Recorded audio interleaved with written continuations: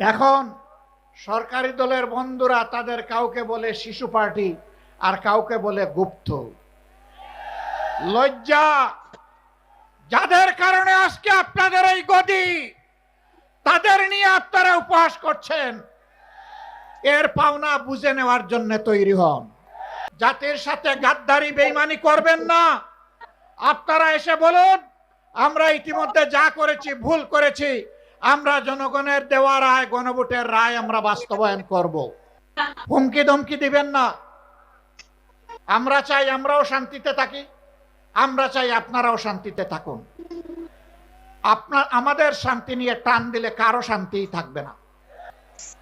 আল্লাহ তাবারক ওয়া তাআলার শুকরিয়া আদায় করছি যে আল্লাহ রাব্বুল আলামিন অসংখ্য মানুষের ত্যাগ এবং কুরবানির মধ্য দিয়ে আমাদের বুকের উপর থেকে ফ্যাসিবাদী শাসনকে আল্লাহ তাআলা খতম করে দিয়েছেন।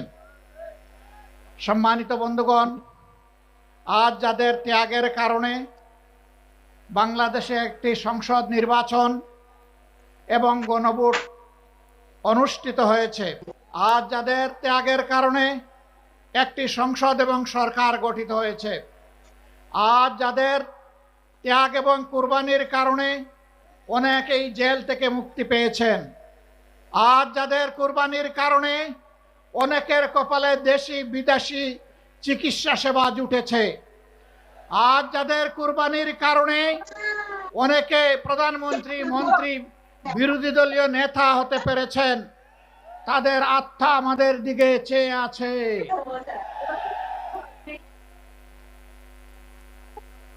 আল্লাহ রাব্বুল আলামিন সব কিছুর পূর্ণাঙ্গ এবং নির্ভুল সাক্ষী।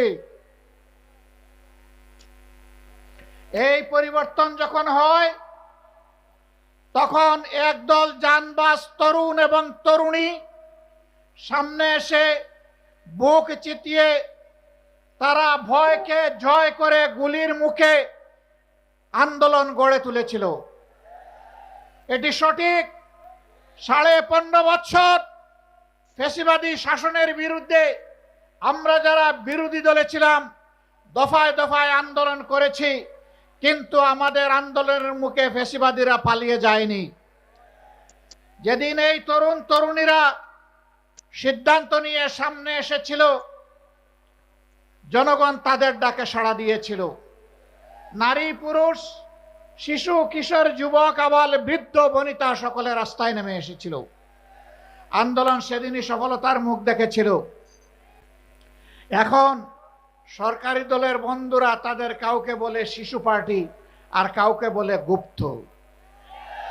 লজ্জা, যাদের কারণে আজকে আপনাদের এই গদি, তাদের নিয়ে আপনারা উপহাস করছেন, এর পাওনা বুঝে নেওয়ার জন্য তৈরি হন। এই জাতি ঠিকই পাওনা বুঝিয়ে দেবে আপনাদেরকে। আপনারা জাতিকে ধোঁকা দিয়েছেন এবং ইতিমধ্যে তা স্বীকার করে নিয়েছেন। আপনাদের নেতা বলেছিলেন আমরা যদি ধোঁকা দেই আগামীতে জনগণ আমাদেরকে আস্থা করে নিক্ষেপ করবে। সেই আস্থা করে দেখার জন্য আপনারা তৈরি হন। গণভোটের রায় অগ্রাহ্য করার মানে হচ্ছে এদেশের জনগণকে অপমান করা, তাদের ভোটকে অস্বীকার করা, তাদের রায়ের প্রতি বৃদ্ধাঙ্গুলি দেখানো। মনে রাখবেন, জনগণের বিরুদ্ধে দাঁড়িয়ে অতীতে কেউ কোনোদিন রেহাই পায়নি, আপনারাও রেহাই পাবেন না। সময় থাকতে অনুরোধ করি এখনো সৎ পথে ফিরে আসুন। জাতির সাথে গাদ্দারি বেঈমানি করবেন না। আপনারা এসে বলুন আমরা ইতিমধ্যে যা করেছি ভুল করেছি, আমরা জনগণের দেওয়া রায়, গণভোটের রায় আমরা বাস্তবায়ন করব। হয়তো জনগণ তখন আপনাদেরকে ক্ষমা করবে। আপনারা বলেন আপনারা নাকি সংস্কারের প্রবক্তা। আপনাদের আগে কেউ সংস্কার কর্মসূচি ঘোষণা করে নাই, কিন্তু আফসোস আপনাদের সংস্কার কর্মসূচির প্রথম দফার সাথে আপনারাই আজকে গাদ্দারি করছেন। এই দফায় লেখা আছে আপনারা যদি নির্বাচিত হন তাহলে এই দেশকে মেরামত করা লাগবে, আর মেরামত করতে হলে সংবিধানের সংস্কার সাধন করা লাগবে। আজকে আপনারা বলছেন সংস্কার কি জিনিস সংবিধানের আপনারা বুঝেন না। তাহলে কি আপনারা শিশুর মতো না বুঝে প্রথম দফায় লিখেছিলেন? আপনারা আপনাদের ইশতেহারে লিখেছিলেন বাংলাদেশের কোথাও অনির্বাচিত কোনো জনপ্রতিনিধি থাকবে না। সরকার গঠন হওয়ার পর 42টা জেলায় ইতিমধ্যে আপনারা প্রশাসক নিয়োগ করেছেন। প্রশাসক কি নির্বাচিত জনপ্রতিনিধি? তা আপনারা তো আপনাদের ইশতেহারের সাথেই তো বিশ্বাসঘাতকতা করছেন। প্রিয় দেশবাসী, আপনারা আগে বলেছিলেন আপনারা বিচার বিভাগের স্বাধীনতা নিশ্চিত করবেন। এখন আপনারা সেই যে অর্ডিন্যান্স ছিল সেই অর্ডিন্যান্সের আপনারা বিরোধিতা করছেন এবং আপনারা বলছেন এটা এখন আপনারা করবেন না। তার মানে বিচার বিভাগকে নিজেদের হাতের মুঠায় রেখে আগামী দিনে আপনাদের আকাম কুকামের প্রতিবাদ যখন জনগণ করবে তখন সেই বিচার বিভাগকে অতীতের ফ্যাসিবাদী কায়দায় জনগণের বিরুদ্ধে আপনারা কাজে লাগাতে চান। আমরা চেয়েছিলাম ফ্যাসিবাদীরা যেমন করে গুম এবং খুনের সংস্কৃতি চালু করেছিল সেই গুম সংস্কৃতিকে নির্মূল করার জন্য একটা স্বাধীন গুম কমিশন গঠন হোক। আপনারা তার বিরোধিতা করছেন। আপনারা স্বাধীন মানবাধিকার কমিশন আপনারা মানছেন না। আপনারা একটা নিরপেক্ষ কমিশনের মাধ্যমে পিএসসির নিয়োগ আপনারা মানবেন না। আপনারা উল্টা পথে চলছেন। আপনারা মনে রাখবেন যেই পথ ধরে স্বৈরাচার চলেছিল একই পথ ধরে আপনারাও হাঁটছেন।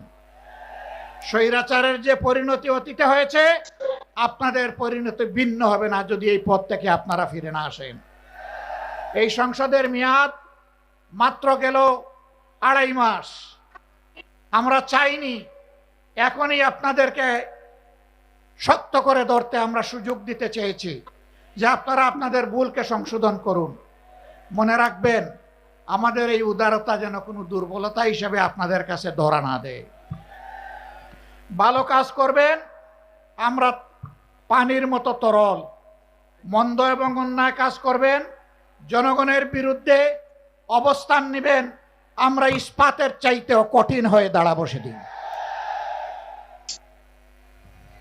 দেশ এবং জনগণের কোনো ক্ষতি আমরা মেনে নেব না।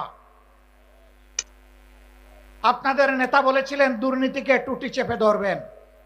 আপনারা ক্ষমতায় এসেই বললেন যদি সমঝোতার ভিত্তিতে কিছু নেওয়া হয় এটা চাঁদা হবে না। ধিক্কার জানাই।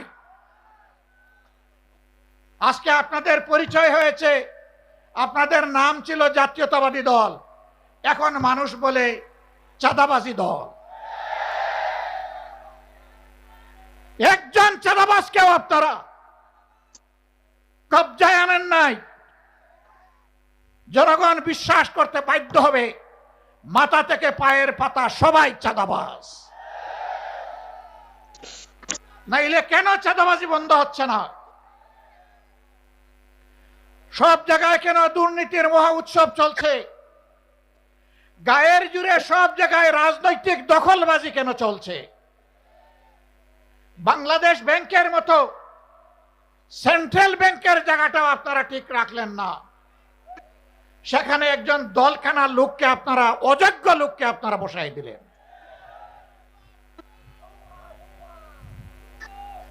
বিভিন্ন পাবলিক বিশ্ববিদ্যালয় একদিকে গিয়ে আপনারা বলবেন অতীতে রাজনৈতিক বিবেচনায় নিয়োগ দেওয়ার কারণে পাবলিক বিশ্ববিদ্যালয়গুলা মান রক্ষা করতে পারে নাই, বিশ্বমানে আসতে পারে নাই।